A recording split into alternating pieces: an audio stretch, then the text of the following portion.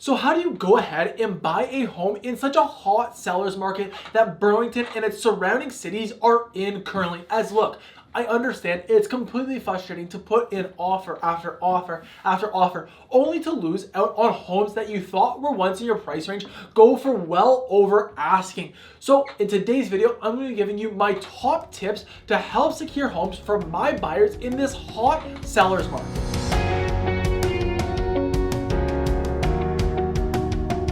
So typically when you hear it's a hot seller's market, it's because of the lack of inventory of listings and the surplus amount of buyers looking to purchase. Now this is typically what the Greater Toronto Area is in, but especially right now, we're seeing record low inventory levels. So you as a buyer first need to understand exactly the things you can do ahead of time during the negotiations and after to ensure you're increasing your chances for securing that home. So the very first thing you can do as a buyer is be prepared, both financially with getting pre-approved for a mortgage so you don't have to have any financing conditions on your offer, but also have your deposit and your down payment ready to go so that when you do submit an offer, you can submit a photocopy or a picture of your deposit, strengthening your offer further. But not only do you want to be financially prepared, but also understand your needs and wants. So when you go into a home, you know exactly what your needs, your must-haves, your deal breakers are when looking at that home, and understand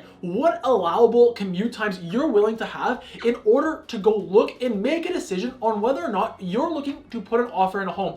As most likely, when you're seeing a home, that home is going to sell within a few days. So in order to increase your chances, you need to be prepared to act quickly. And also always make sure you do your research on the neighborhood as well, ideally before you ever go see that home. So if you're viewing a home in Burlington, go check out one of my neighborhood tours where it's located before you go see that home to understand the schools, the parks, and the recreational facilities offered in that local area. Now, the second thing you can do to be a prepared buyer is gather all the information possible to create the strongest offer. As at the end of the day, I've had offers where we put in, we're not necessarily the strongest offer on price, but because we aligned with the seller in multiple other areas, they chose our offer because our deposit was stronger. We had a picture showing that the deposit was actually here and in hand and ready to be given to them.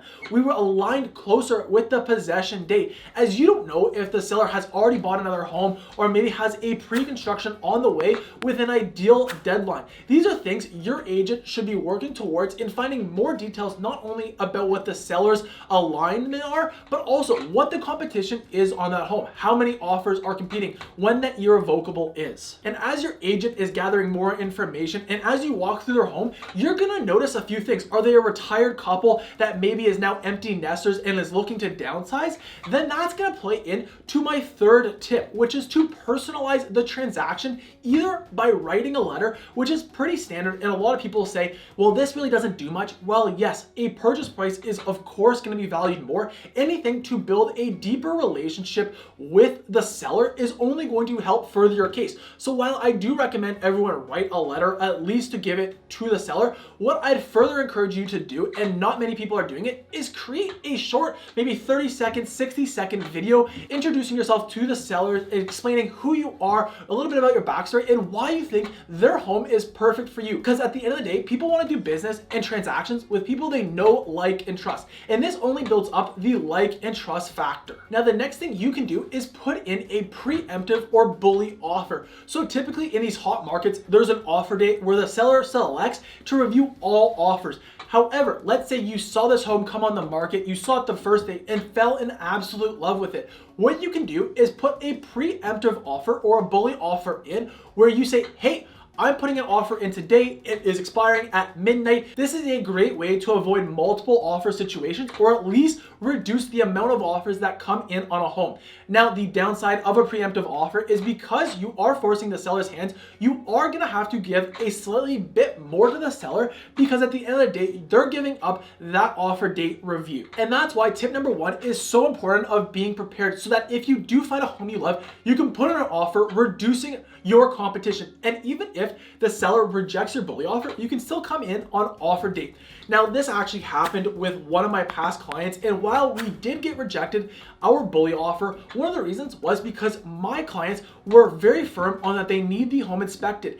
And of course, a bully offer with a home inspection is very unlikely in this situation. So the seller, not to my surprise, rejected our offer. But then the next tip is to have a strong team. So while we did have a couple of days from our bully offer to when the offer date is, what you can do is, if you have a strong team, I just booked another showing, brought a home inspector to come along and see the home with us. So therefore, when the offer night came, they didn't need that home inspection condition because they had the nice peace of mind of walking through with the home inspector for an hour to go and see the property. While it wasn't a formal home inspection, it at least gave them that peace of mind. And that's why it's so incredibly important to have a strong team, whether that's that home inspection walking through before you put an offer in, or a lawyer reviewing a status certificate before purchasing a condo. Having a strong team will only increase your chances of securing that home of your dreams. And one of the most important aspects of having a strong team, of course, is picking the right real estate agent for you that's going to communicate based on your communication style, is going to over deliver and provide you value. As all too often, a bunch of realtors just put the home on the MLS because it's going to sell, never giving the sellers proper marketing, or the buyers just setting them up on auto drip campaigns, never really actually handpicking properties that their clients would best be suited for. So if you're interested in a realtor that's going to work their butt off for you, feel free to send me a message. I'm always happy to help you out. And if you're looking for more videos to better understand the lifestyle that Burlington has to offer, the next video I recommend you check out are the true pros and cons of living in Burlington, Ontario. So other than that, I hope you have a great day.